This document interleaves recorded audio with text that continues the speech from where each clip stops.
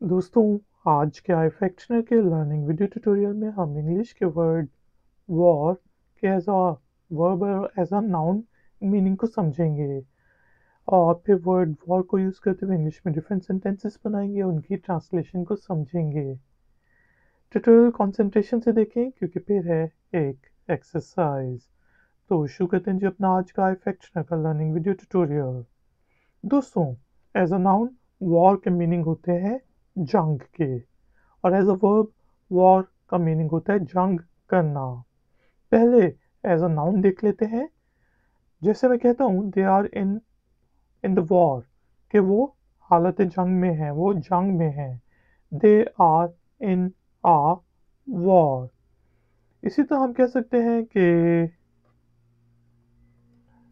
They वेज्ड uh war on us, यानी कि उनने पहले हम पे हमला किया और उन्हें हमें जंग में घसीटा। दे वेज्ड अ वॉर ऑन अस।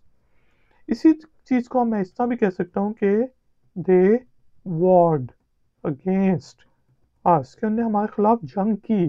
तो यहाँ पे अब वॉर्ड को मैं एज अ वर्ब यूज़ कर रहा हूँ। दे वॉर्ड अगेंस्ट अस। दोस्तों, उम्मीद है कि आपको वॉर के डिफरेंट मीनिंग समझ आ गए होंगे। टाइम हुआ है एक्सरसाइज का। तो एक्सरसाइज के लिए आपने इंग्लिश के वर्ड वॉर को यूज़ करते हुए इंग्लिश में एक छोटा सा सेंटेंस बनाना है और उसे कमेंट्स बॉक्स में पोस्ट कर देना है।